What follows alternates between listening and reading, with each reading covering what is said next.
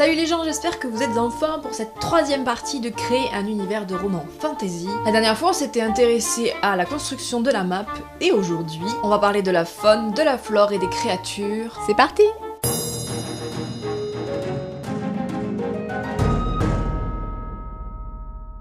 Pour étudier la flore d'une zone géographique de ma map, je crée des planches d'études, justement, que je structure en fonction des éléments du paysage. Par exemple, ici, pour l'ouest, on trouve sur la map des zones de falaises, des plaines, des clairières, des bayous et des mangroves, des zones forestières et des îles rocheuses. Je reporte ces zones sur ma planche, et je dessine les éléments végétaux qu'on peut y trouver. Je fais des petits croquis. Je dessine dans des encadrés en détaillant le plus possible. Donc j'annote à côté le nom de ces végétaux, pourquoi pas leurs caractéristiques, leurs vertus, le venin, etc. Leurs noms ne sont pas donnés au hasard. Pour les plantes carnivores par exemple, et pour le maladane aussi, je suis allée chercher des exemples de plantes qui existent réellement sur Terre et je me suis inspirée de leur nom scientifique ou du nom de leur famille pour baptiser les miennes. Sinon souvent je construis le nom de mes végétaux à partir de leurs caractéristiques physiques, comme le croc soyeux ou le bégrisier de l'ouest, ou les petits noms des nénuphars et roseaux de l'est.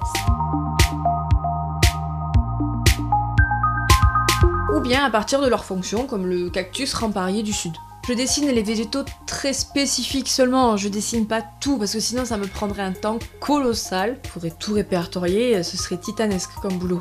Oh, surexposition! Je rayonne. Bref. Donc je me concentre sur les végétaux spécifiques uniquement. Et dans mes petites notes, je mentionne simplement les végétaux les plus communs. Ces végétaux spéciaux peuvent être utilisés en magie et on reviendra sur leurs vertus dans la partie consacrée justement à la magie.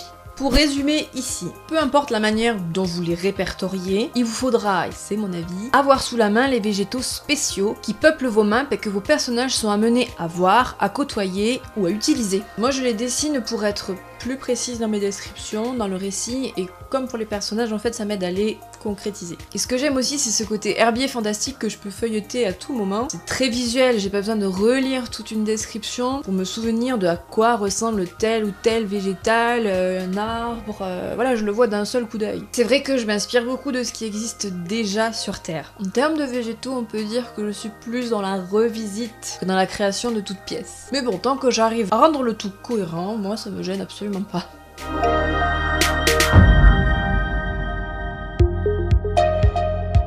En ce qui concerne la faune, je commence par créer des catégories d'animaux. Mammifères herbivores, carnivores, les insectes, les oiseaux, les reptiles. Je considère que la faune participe au bon fonctionnement de l'environnement, à l'équilibre du monde vivant originel. Pour moi, ce n'est pas pareil que les créatures, qui ont des pouvoirs légendaires, exceptionnels, qui ont des caractéristiques uniques. On va parler d'elles juste après. Cela me prend énormément de temps de dessiner tout ce petit monde. Tout n'est pas encore terminé. Donc je vous montre ici seulement les mammifères herbivores, les principaux. Mais soyez rassurés, si jamais vous souhaitez voir les futurs croquis, je pourrais faire une vidéo complémentaire plus tard ou bien les publier sur le blog, donc il n'y a pas de problème.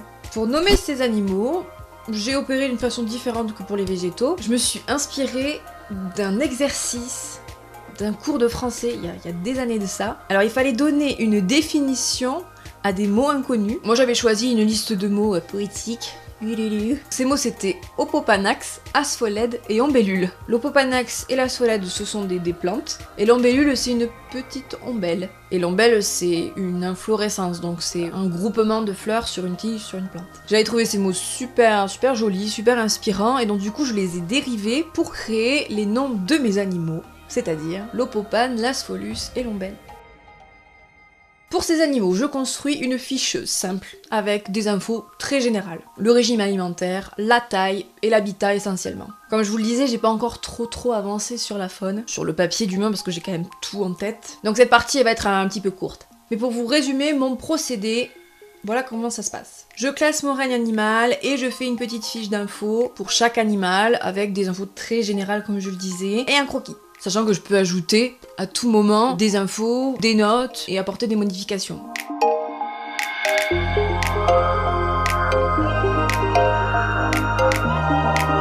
Et non, il ne s'agit pas encore des elfes, des trolls, des nains, des gnomes. On verra ça dans la partie population et politique. Dans les créatures avec un C majuscule, j'intègre les êtres vivants uniques, légendaires ou originels, les inclassables en quelque sorte. Je vous en parle parce qu'il y en a dans mon roman et qu'elles y sont super importantes, mais elles sont pas du tout indispensables ni automatiques. Et surtout, je pense qu'elles sont propres vraiment à chaque univers, à chaque récit et à chaque écrivain et créateur de monde. J'ai pensé à mes licornes et mes pégases un peu comme aux épées de notre monde et qui ont marqué notre histoire. C'est-à-dire chacune créée, nommée et envoyée dans un moment clé de l'histoire, aux côtés de héros et autres personnages historiques. Et à propos d'épées, je vous conseille d'ailleurs cette vidéo de Trash qui va s'afficher quelque part au-dessus de ma tête. Très inspirante et qui a d'ailleurs complètement boosté mon concept. Allez la voir, elle est super top. Les dragons sont classés dans les créatures parce qu'ils ont des caractéristiques physiques très exceptionnelles. Ils ébranlent les lois biologiques clairement de la faune commune et sont tous uniques par rapport à ces capacités justement. C'est-à-dire qu'il n'y en aura pas deux qui auront le même mode d'embrasement, par exemple. Les poux se sont directement inspirés des leprechauns irlandais, je l'avoue. Et ils fonctionnent un petit peu comme les 7 nains de Blanche-Neige. Donc ils sont 7 et chacun responsable de 7 différents aspects du hasard. De façon générale, les hybrides sont des créatures. Ils sont exceptionnels de par leur conception, évidemment, souvent d'ailleurs rattachés, reliés à un événement historique majeur ou un événement historique vraiment très marquant, ou même mythique. Et cette conception, elle s'est toujours passée dans des circonstances très spéciales, ce qui fait la rareté de ces individus. Les faunes, par exemple, on en compte pas plus de 10 dans mon histoire. Ce sont les créatures les plus importantes de mon roman.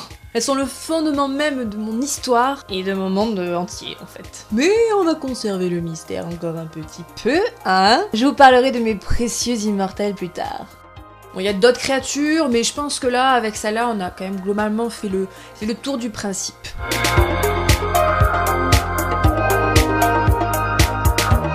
Sachez que dans tous les cas, tout est possible. Vous créez un monde de toutes pièces, alors vous mettez absolument ce que vous voulez dedans. Donnez vie à ce que vous avez dans la tête. Je l'avais pas encore précisé, mais bien qu'on parle ici de créer un univers fantasy, vous pouvez complètement vous amuser à mixer les genres ou à influencer ce fantasy. Personnellement, j'influence mon roman fantasy de beaucoup de steampunk, de cyber, voire de folklore asiatique, donc c'est pour vous dire que vraiment amusez-vous et faites ce qu'il vous plaît.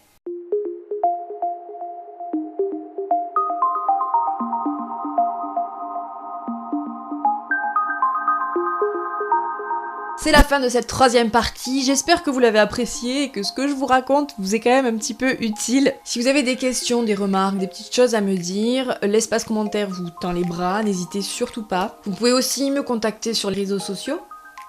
Je vous fais plein de bisous et je vous dis à très vite pour la suite. À 17!